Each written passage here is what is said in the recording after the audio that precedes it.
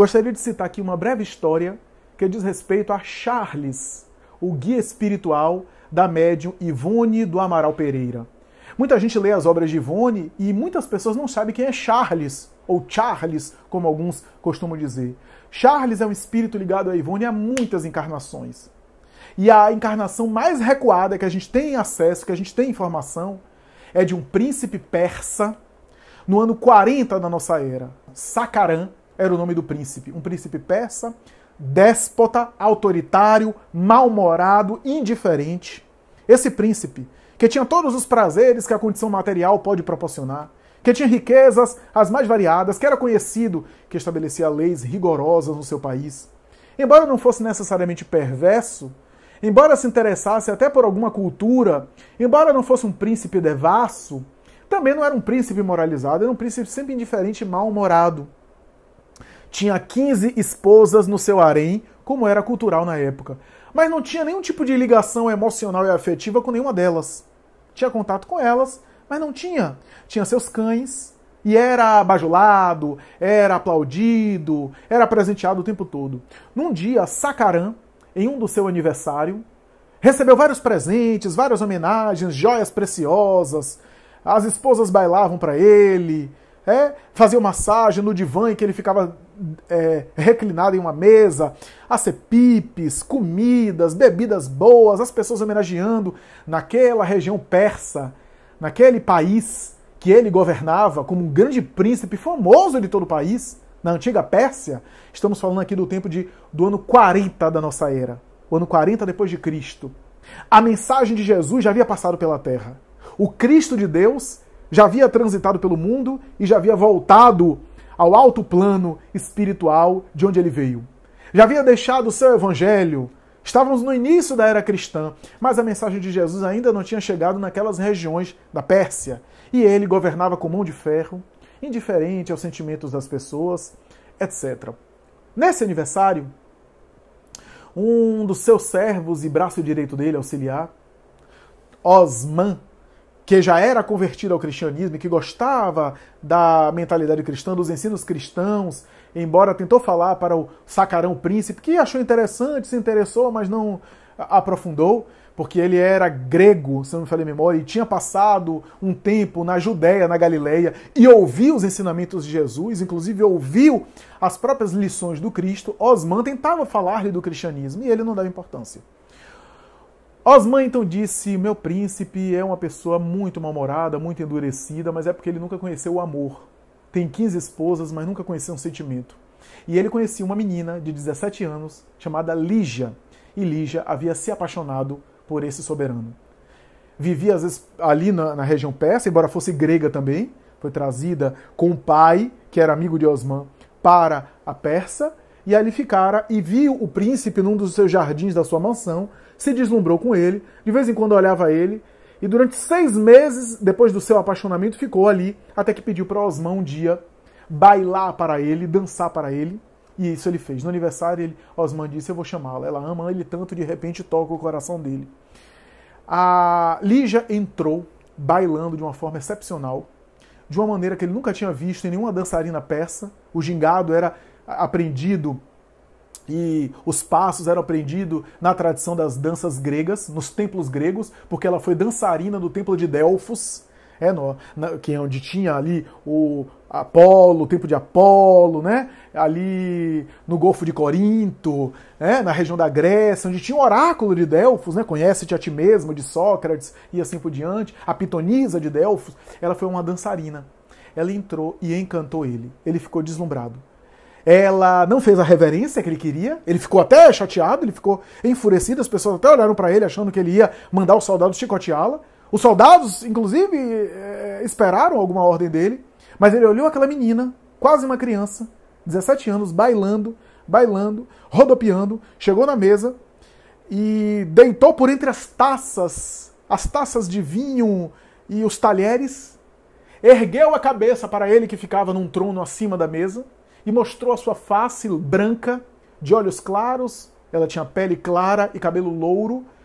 Ele olha para ela, se encanta, ela pega com os dentes uma cereja, dá um rodopio, chega até ele, mastiga parte da cereja e coloca outra parte da cereja na boca do príncipe. Todos ficam ali, ele para, ela dá uma risada graciosa, ele fica com o senho carregado, contraído, com raiva, ela dá outra rodopiada, ele dá um soco na mesa, porque ela não fazia o cumprimento a ele, ela rodopia a mesa novamente, vai até ele, se joga aos braços dele, o abraça, pede para que ele abrace, ele então abraça ela, desce do trono, senta na mesa, a música da orquestra começa a tocar, ela dá o sinal e eles começam a conversar. Ele diz, menina, você sabe o que você está fazendo? Você está me tratando com desrespeito? Você não me cumprimentou até agora. Não fez a reverência que deve ser feita a um príncipe no seu palácio. Você sabe que eu tenho como castigá-la? Você está me desrespeitando aqui. Ela, meu amo, não estou respeitando o meu príncipe amado, pelo contrário. Não apenas eu não te desrespeito, mas eu te amo. Amo você. Como me amas me tratando dessa forma? Você sabe que eu poderia castigá-la aqui mesmo? Mandar os soldados te prender? Meu príncipe, eu sou cidadã grega. E os gregos, mesmo escravos como eu, são livres. Não podem ser presos pela legislação de outro povo. E eu tenho também dupla cidadania. Eu tenho cidadania romana, porque passei pela Roma com meu pai. E você sabe que pelas leis, Roma que governa o mundo, não permite que um cidadão romano seja julgado, condenado e preso em outra localidade que não tenha as leis de Roma. Eu teria que ser enviada para Roma. Ele para surpreso com aquela resposta e diz, é por isso que você me insulta tanto? Eu não te insulto, meu príncipe. Eu amo você. Mas como me amas? Eu observo você há mais de 6 meses, cuidando dos cães, passeando pelo palácio, pelos jardins do palácio, e me encantei. Me encantei de tal forma que o velho Osman acha que a minha paixão por você é algo misterioso que só a vida invisível e espiritual pode decifrar. Ele olha para aquela menina, dá risada. Ela pega um cacho de uvas com o dente, faz a mesma coisa que fez com a cereja e coloca na boca. Ele fica com o senho carregado de novo, ela dá uma gargalhada, ele então descontrai e ri pela primeira vez. Ela senta numa cadeira, que era uma cadeira que ficava sempre vazia, que era a cadeira que o príncipe deixava para uma das esposas que seria a eleita dele. Uma das esposas que seria alguém especial, ou um herdeiro dele, porque ele ainda não tinha filhos. E ela senta na cadeira, todos ficam surpreendidos, e ele olha para ela, balança a cabeça, e pelo atrevimento e ao mesmo tempo pela graciosidade, pela fragilidade feminina e ao mesmo tempo força que ela tinha, ele olha para ela e diz, curioso essa sua postura. Eu vou lhe castigar, criança, eu posso lhe chicotear, trazer os açoites para lhe chicotear porque você desrespeitou o rei. Você não vai fazer isso. Você não vai fazer isso. Você vai me ter como esposa. E se eu não quiser? E se eu lhe castigar? Ai de ti, meu amo. Ai de ti, meu príncipe. Se você assim o fizer, você vai perder a oportunidade de realmente ser amado. E realmente viver uma experiência de amor, de ser intensamente, ardentemente amado por mim, como ninguém. Você já é mais velho que eu, ele tinha 45 anos, ela 17. Você é muito mais velho que eu. Pode fazer isso, mas vai perder uma grande chance. Mas eu sou jovem e eu vou ter qualquer príncipe, qualquer rei aos meus pés. Se não fosse de você, vai ser de um grego, de um romano. E por que tu não vais a um grego ou a um romano? Afinal, os príncipes gregos e romanos são mais ricos e talvez mais jovens do que eu. Pois é, porque eu me apaixonei por você. E começaram a conversar. E entraram em considerações. E falaram do cristianismo de Osman, que estava ali. Conversaram sobre Osman. Ela também falava que não era adepta do cristianismo. Conversaram. Lígia e Sacaran. E os dois casaram. Ficaram juntos. Lígia era Ivone do Amaral Pereira, a atual médium. Só que, veja o que é convivência e evolução. O amor dos dois, a intensidade. Só que ela logo depois não viveu muito. Porque ela foi envenenada por motivos políticos, por vingança. Não se sabe direito, ela foi envenenada com uma taça de vinho. E ele se desconcertou completamente. Se transtornou com a falta dela, não soube se resignar diante da partida dela, estabeleceu leis severas, torturou gente, procurou culpado. Algumas pessoas que eram suspeitas do assassinato dela, do envenenamento dela, foram torturadas até a morte. Ele estabeleceu uma situação bastante cruel no seu reinado, autoritária, de tudo que é jeito, ele marcou pessoas, ficou pior do que ele era antes de conhecer a Lígia. Ela desencarnou envenenada, foi para o mundo espiritual, bem melhor, desencarnou vítima, e ele mais tarde se suicidou. Chegando no mundo espiritual como suicida, ele sofreu brutalmente. Sofreu as dores de consciência de culpa que o suicida faz, que o suicida normalmente experimenta. Vagou muito tempo pelo seu próprio país, sem entender o que estava acontecendo, até que foi resgatado e reencarnou. Viu, inclusive, entidades espirituais que foram torturadas por ele, assassinadas por ele no mundo espiritual, cobrando dele e também maltratando ele, e reencarnou. Reencarnou, olha a saga dele agora que ele vai evoluir. Reencarnou como um mendigo do próprio palácio. Curiosamente, o palácio, ou melhor, do país. E curiosamente ele ficava mendigando ali próximo do palácio onde ele foi rei.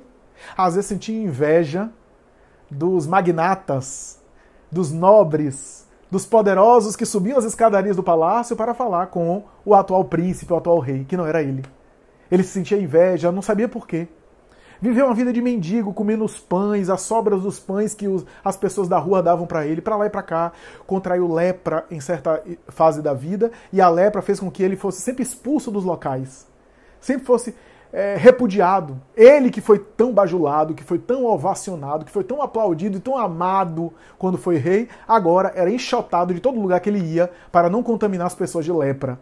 Vivia numa caverna, numa gruta, e assim passou boa parte da sua vida, mendigando, etc. E antes de morrer, um pregador cristão esteve na cidade, ele ouviu a pregação, ficou encantado com o Sermão do Monte, com as palavras, se converteu ao cristianismo, e aquele cristianismo nunca mais sairia dele, daquela alma.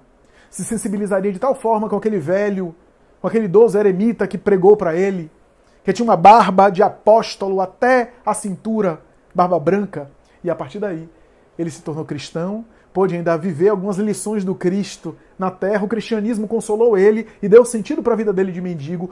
Quando chegou na vida espiritual, ele percebeu quanto foi útil a encarnação dele como mendigo, a encarnação dele como miserável. Percebeu quanto ele evoluiu. Lígia, a sua amada, não havia reencarnado nele, porque o suicida, muitas vezes, ao se suicidar, ele se afasta dos seres amados. Ele não tem mérito, ele adquire débitos de tal forma que não tem merecimento para reencarnar perto dos seus depois do suicídio. Ele precisa se recuperar disso, quase sempre, não é via de regra. Mas chegando no mundo espiritual, percebendo que ele havia expiado, como diz Allan Kardec no Código Penal da Vida Futura, erro, arrependimento, expiação, reparação. Ele havia expiado o sofrido, mas ainda é necessário agora fazer diferente. E ele reencarna. Reencarna na velha Roma dos Césares. A velha Roma ali dos imperadores romanos. E ali fica na Roma dos Césares com Lígia, que reencarna com ele agora como sua esposa. Mas olhe bem, enquanto ele era justo, voltado para o bem, simpático ao cristianismo, dedicado ao bem, dedicado à cultura, à arte, à humanidade, à solidariedade, Lígia, reencarnada como sua esposa, se perdeu nas paixões humanas. Embora amasse ele profundamente, adulterou, traiu ele mais uma vez, estabeleceu um laço com um amante. Ele mais tarde é assassinado, ela se casa com esse amante, chega no mundo espiritual, ele mais tarde volta à Terra, volta à Terra, ele volta também, às vezes ele voltava, reencarnava como sacerdote católico, como protestante, como artista, como culto, como fomentador do progresso, filósofo, intelectual, reencarnou inúmeras vezes. Algumas vezes com ela, algumas vezes sem ela. Na maioria das vezes ele acertava no bem, e ela ia errando, caindo nos mesmos erros, adultério, traição, paixões humanas. Algumas vezes ele reencarnava no sacerdócio, e ela encontrava ele na encarnação e tirava ele de lá. Às vezes ele reencarnava num trono como príncipe, longe dela, e ela o encontrava. E estabelecia a relação de convivência, que normalmente ele se perturbava na relação de convivência com ela. Até que ele evoluiu sem ela. Resolveu sublimar o amor dele por ela, num amor não mais carnal, não mais de homem e mulher, mas num amor espiritual. E aí ele evoluiu mais ainda, e ela continuou caindo, que era Ivone Pereira. Até que o coroamento da sua encarnação foi no século XVI, no famoso período da noite de São Bartolomeu, 1572, se não me falha a memória, em agosto de 1572, na noite de São Bartolomeu, ele coroou a trajetória dele como espírito, mas não foi final não, mas ele coroou ali a trajetória dele como cristão, morrendo de maneira martirizada na noite de São Bartolomeu, entregando a vida por Jesus como protestante. Desencarnou já luminoso, ela no mundo espiritual, essa história está contada nas Voragens do Pecado. E ali, ele que já estava com ela, mas na condição de irmã mais nova, ele era irmão mais velho, ela era irmã mais nova, já estava sublimando o amor, mas ele precisava ainda conviver com ela, a prova da convivência. E mais tarde volta, conforme está na obra O Cavaleiro de Lumière, volta na obra O Cavaleiro de Lumière, como um padre, um sacerdote, não mais da família dela, mas que ela estava na região. E ela busca ele, e às vezes fazia ele tremer. O amor dela, quando ela se confessava, fazia ele tremer, mas ele, não, fulana, Bert, o nome dela, não Bert, na época, não Bert, você vai se casar, vai encontrar um bom marido, nós temos um amor recíproco, mas eu estou impedido pelo sacerdócio. Aí ele evolui espiritualmente, mas precisava conviver com ela ali, convive ela numa tragédia, ela se mete em cada situação, adquire débito, leva uma pessoa a suicídio, leva outra a desgraça, à morte, trai, engana, e ele evoluindo. Mais tarde ele reencarna, como está na obra Dramas da Bretanha, novamente como irmão dela. Ele precisava viver novamente a convivência com ela. E agora ele consegue tirar de letra.